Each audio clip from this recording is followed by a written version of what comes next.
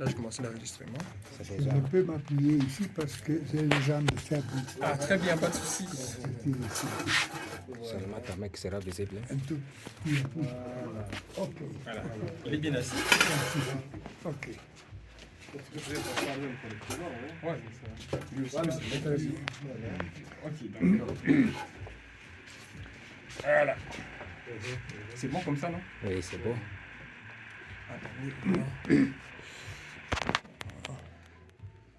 Voilà.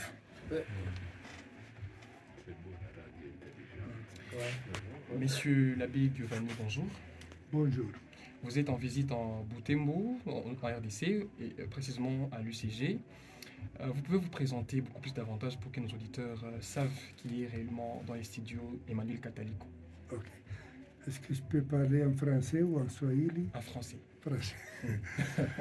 Alors, je suis ici parce que première motivation, c'est Ninarudi à Cueto. Pour moi, ça c'est Cueto. Donc, je retourne à la maison. J'ai vécu vraiment plusieurs années ici, plus qu'en Italie. C'était surtout ça, j'avais aucune autre mission, sinon voir les amis et la famille, c'est qu'elle est la deuxième famille. Et en plus, il y a eu dans cette situation qu'on vit aujourd'hui, soit en Europe, soit ici, de guerres, de conflits, de recherches de paix, de beaucoup de mots sur la paix, et beaucoup de guise aussi, d'obscurité. Et parce que j'ai vu ici quelques petits signes ou gros signes qui peuvent être importants, pas seulement pour le Congo, mais je pense aussi pour l'Afrique et surtout pour le monde. Non? En résumé, la guerre d'Ukraine, de Jérusalem, d'Iran, en Europe, c'est une guerre dans laquelle on est en train de détruire tous. La guerre du Congo n'est pas tellement propagandée en Europe, mais elle existe tellement grave comme les autres. Hein. Il ne faut pas minimiser parce qu'on ne voit pas les éclats des drones. Et dans cette vision globale, moi, peut-être c'est une idée que pas tous partagent avec moi, mais j'y crois beaucoup. Je pense qu'une réponse à cette recherche de paix, ça peut partir de l'Afrique. Pour le moment, l'Occident ne donne pas de réponse. Tandis qu'ici, il y a déjà eu quelques petits mouvements, très peu, hein, mais c'est déjà des mouvements. Je crois que de l'Afrique, de la culture africaine, va sortir ce que le pape François aussi a propagandé. Dans deux guerres qu'on vit aujourd'hui, la solution, si on continue à se combattre, à montrer qui est le plus fort, on va se détruire tous les deux. C'est ce qui arrive en ce moment aussi. D'ici est partie une lettre il y a quelques mois, écrite par les étudiants de Butembo, de cette université ici. Peut-être n'a pas été beaucoup considérée, mais elle a déjà été proclamée à l'université de Catania, où on a commencé la réunion avec cette lettre. Donc la pensée des jeunes, de la jeunesse africaine, qui n'acceptent pas la méthode voyons qui est le plus fort. Et alors, on est content de pouvoir donner un coup de main à ce mouvement petit, non? Et ça, c'est la deuxième raison pour laquelle je suis ici. Monsieur l'abbé Giovanni, s'il faut revenir avec insistance sur la crise sécuritaire dans l'est de la RDC, on voit les États-Unis qui sont en train de faire la médiation pour une désescalade de conflits à l'est de la RDC entre le Rwanda et la RDC. Comment vous analysez cette implication directe des États-Unis d'Amérique? Pour moi, elle est nécessaire. Elle est nécessaire parce que tous connaissent ce qui est en train de dire et de faire les États-Unis sont les grands, je ne dis pas les patrons, mais les grands riches. Et il ne peut pas être absent, comme le Congo ne peut pas être absent. Donc ils sont là parce qu'ils sont les plus forts, non. Ils sont là parce qu'ils font partie de ce monde qui est troublé. Pour moi, l'intervention des États-Unis a le même poids, peut-être même un tout petit peu moins que le poids de la RDC. je pense, je crois, j'attends, j'espère que d'ici va sortir une route. Ils trouveront la façon de s'asseoir comme nous sommes assis maintenant. C'est pas montrer mon fusil plus gros que ton fusil. Ça, c'est ce qu'est en train de faire même l'Amérique, surtout l'Amérique avec la Russie et l'Israël.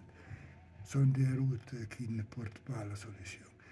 Ici, même cette petite lettre des étudiants de l'UCG, ce n'est pas de l'orgueil. Moi, je pense que c'est plus précieux ce qu'on dit là-dedans que ce qui signe aujourd'hui les grands.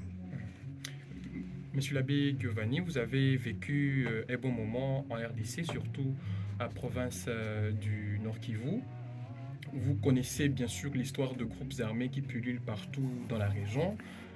Monsieur l'abbé, faut-il dire que c'est une malédiction pour la partie est de la RDC? La malédiction est dans le cœur de l'homme. Si nous ne sommes pas capables de dépasser la haine, le conflit, me montrer le plus gros, moi je dis simplement, je répète, la culture africaine en soi-même a quelque chose en plus que la culture occidentale. Je ne le dis pas ici à la radio UCG, je le dis en Italie surtout. Et je pense qu'elle va certainement sortir. Et l'espoir est là, l'espérance est ça. Le pape François n'a jamais dit autre chose que ça. Monsieur l'abbé Giovanni, vous vivez aussi en Europe. On peut savoir quelle lecture l'Europe a de la situation dans l'est du pays, surtout actuellement? Elle n'a pas de lecture parce qu'on n'est pas renseigné suffisamment. En Europe, on cache exprès, donc planifié. Il ne faut pas qu'on parle du Congo parce que le responsable de cette guerre, ma pensée, c'est l'Occident. Il y a une colonisation qui risque de devenir pire que pendant la colonisation. Donc, si on ne prend pas conscience qu'on est en train de manipuler et détruire l'Afrique, on va y arriver. Monsieur l'abbé Giovanni, peut-être finissant, pendant vos séjours en RDC, à Butembo, vous avez l'occasion de vous entretenir avec la jeunesse, surtout la crème intellectuelle, les étudiants. Quel est le message que vous leur apportez quand vous êtes en entretien, en tenant compte de la situation qui prévaut dans la partie de la RDC?